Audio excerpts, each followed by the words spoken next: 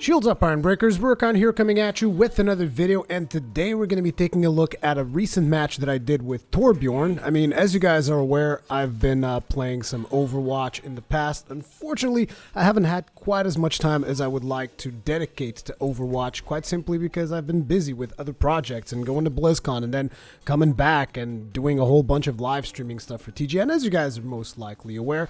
But today I wanted to sit down and play a little bit of Overwatch, and obviously I wanted to do a Torbjörn match because he is the dwarf of the game, and naturally that is going to be the character that I will most likely be gravitating towards to as much as I possibly can. You have a lot of my friends out there in the squad and whatnot. They're all playing Genji right now, and Mei and Diva and all the new heroes, and I'm just like, you know what?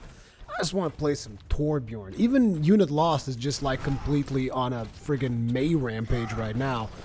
And me, I just want to play some Torbjörn. And to be honest, most of the matches that I end up playing, I end up going as support because to me it's more about playing as a team, even though I'm playing with a bunch of complete strangers most of the time when I'm doing these solo matches.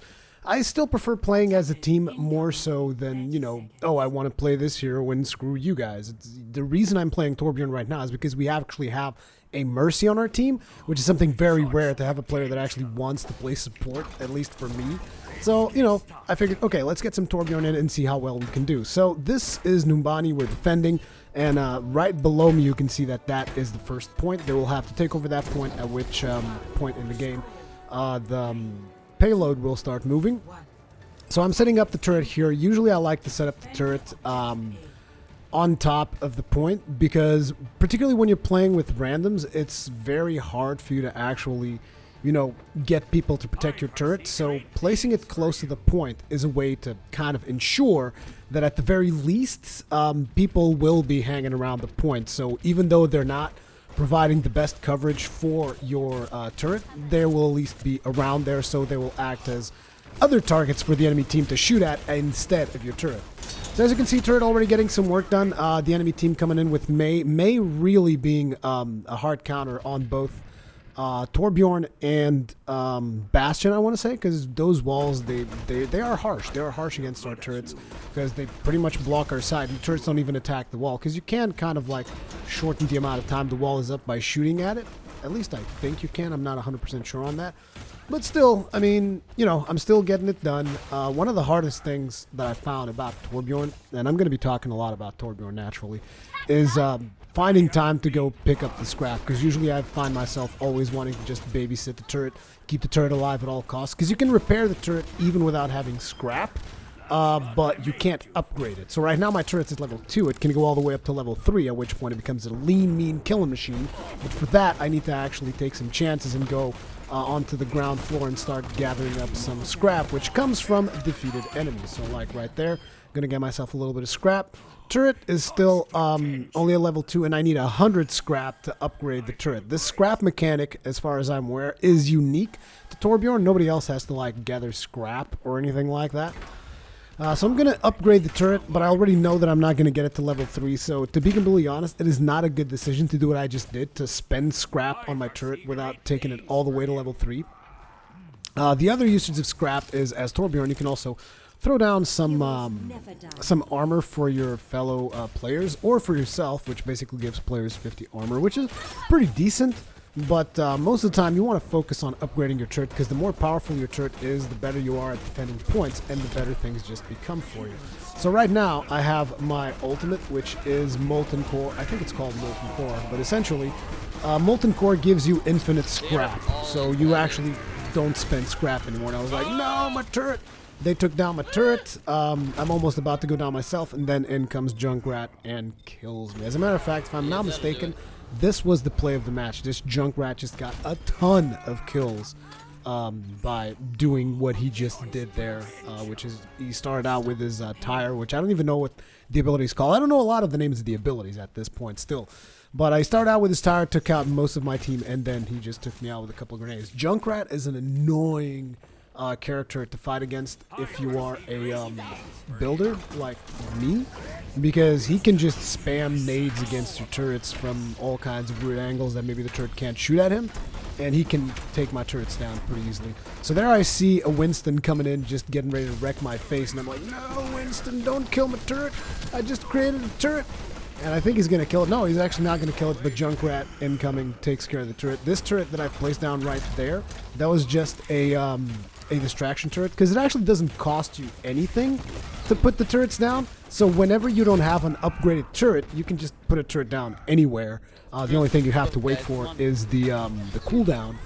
But it is worth it, just put a turret down. It will at least act as a bit of a distraction, and sometimes will draw the attention of your enemies long enough for you to actually get something else going, or, you know, even just acting as a distraction is a pretty useful thing for a turret to do. So something that you guys will notice is the positioning of the turrets is one of the most important things when you're playing Torbjörn, which is why Torbjörn is such a hard character to play. You really have to know the maps, and I'm not saying that I'm placing these turrets at the most optimal of spots. What I'm trying to do is basically get to a point whenever I put a turret that if an enemy is coming after my turret, he is very out of position from the rest of his team. Now, there are characters who are designed solely for that purpose, like for instance Tracer or Reaper. They're experts at going behind your backline and just wreaking all kinds of havoc. So they could have a decent amount of success taking care of turrets even in the backline. But still, this turret right here is covering us from getting flanked from behind from, again, Reaper or Tracer. And even if Reaper or Tracer go back there, I can still kind of repair the turret a little bit and, you know, keep them back here without actually flanking my team and just wrecking them. So at this point, I'm going to pump down a Molten Core and try to upgrade my turret as much as I can. And there you go with the perfect coverage from May that I've been talking about. She just, like, made my turret useless as her entire team advanced forward, which this is actually a good thing in a way, because there weren't that many counters to Bastion. Pretty much everybody would say, oh, you're up against the Bastion, play Symmetra and do the right-click thing, which a lot of people were doing. But at the same time, I like the fact that you have more counters to Bastion.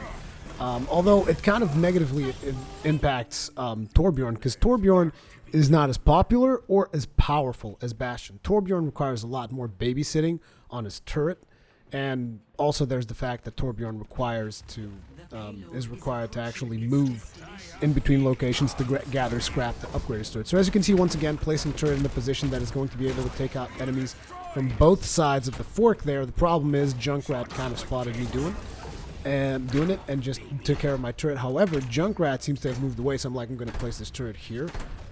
It's a really good spot, in my opinion, for a turret. Maybe someone will disagree with me, but I like it because you can shoot at both angles, and it is still under a reasonable amount of protection. And like I said, when you're playing with randoms, you can't just count on people to go ahead and provide cover for you on your turret. So you have to just, you know, place it in a location that is going to be very well protected. Or sometimes you will just have to place it in a very aggressive position. So here, we see the Winston getting completely wrecked, but he is going to ult, and once he ults, he becomes an unstoppable beast of damnation, and therefore he was able to survive the onslaught of both me and my turret. And he also had a Zenyatta behind him, but we do get rezzed by Mercy there. But it's still not going to be enough, and at this point I was like, you know, I'm going to do Molten Core just to shove them back, because the payload's about to reach its destination. And in case you guys don't know, the hammer actually does decent melee damage, which is why I switched the hammer there. I was just like, I'm going to hammer you down like nobody's business. And now I'm just trying to get another turret up as fast as I can, because, you know, I had Molten Core, but it is not really going to work out for me. As a matter of fact, I almost died from the grenades that Junkrat dropped down, but I'm still like, nope, my turret's going up and my turret is staying here. Now at this point, this isn't really a strategic turret, this is an emergency turret, because I'm like, I'm not going to be repositioning myself. I just need a turret up as fast as possible to get the enemy team to start dying. And as you can see, we had a couple of people trying to come in from behind and whatnot, and the turret kind of hunted them down a little bit, which is exactly what I want this turret to do. Just destroy as much as you can. Now, when you're playing Torbjörn, unless you're a super experienced player, don't expect to get massive kill streaks. So you just saw their 5-player kill streak. I know that it's not impressive, and I know that you've probably seen 1,000 other videos by 1,000 other people who are like, no, man, I can play friggin' Reaper and get play of the game every match. Yeah, that's because that is what Reaper is designed to do. And as a matter of fact, I'm kind of hoping that Blizzard works a little bit with the algorithm that determines what the play of the match is, because right now, play of the match heavily incentivizes people to just play DPS. DPS, you know? It's just, I want to have the play of the match. I want to play some DPS class, and I don't even care about anything else, you know? And that is bad because they should find some kind of way to incentivize healers other than, you know, dealing damage, because obviously healers can also deal damage, but they should find a way of like a healer saving his whole team, or like maybe a Mercy just resurrects everybody, or a Lucio's amazing bro shield at some point. Not bro shield, sound barrier. I keep calling it bro shield. It's Hangis and Palatime's fault. They were the ones who were telling me, oh man, it's the bro shield. So here once again trying to plop down another turret, and you see the Junkrat there completely trying to wreck me, but the Junkrat is not behind cover, so I'm just like, nope, you're not going to be able to take me down because I have Molten Core and I have extra armor and all that stuff, and I'm going to be able to make my friggin' turret as high as it possibly can be, which it is going to go all the way to level 3, and at this point the enemy team's in a pretty bad spot because, I mean, there's a level 3 turret right here. My whole team is surrounding the payload, and they're spawning a little bit further behind. You'll see that now at this point that I have a level 3 turret, I'm just like throwing down armor packs. So the whole team is getting extra armor. So on top of me providing amazing defensive support with the turret, I'm also providing everybody with additional defensive support by, you know, providing them with extra armor. Now here apparently I helped kill Gobai, which I think was their Mei. I'm not sure if my hammer was hitting through the ice wall or what happened there, because I don't remember actually shooting her. But regardless, it seemed like I dealt a significant amount of damage. They were able to actually withstand the blast from Junkrat's tire attack, which is good. You see a Tracer coming in from behind, getting completely wrecked from the turret. It's just like, I'm defending the back line, and there's no way they're going to get to this payload at this point. And this is actually one of the best matches I've had with Torbjörn. I know, not very impressive, but then again, I haven't really had a whole lot of time to play Overwatch, at least not as much as I would like to. And Overwatch is something that I would like to have more often in the channel, because it's something that I'm working on with the Squadron, as well as Heroes of the Storm. And it's just a game that I really, really enjoy, especially when it comes to shooters. This has to be one of the best shooters I've ever played, like easy. And it surprised me because I'm not the biggest fan of like Team Fortress 2, but this game is just, it feels different. So see, that's the play that I told you guys was going to be the play of the game, with Junkrat just coming in with a tire and then taking me out. But at the end here, you will see that I had 20 turret kills, which is only 36% of the team kills, but still, 20 turret kills. I think that's not bad at all, in my opinion. So I did vote for myself. Very egocentrical of me.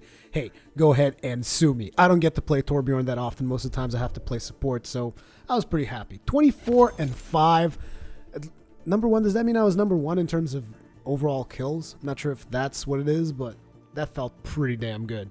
Anyway, thank you very much for watching this video. Hope you guys enjoyed it. Leave me all your comments and feedback and all that kinds of good stuff in the comment section below, and I will see you guys in the next one.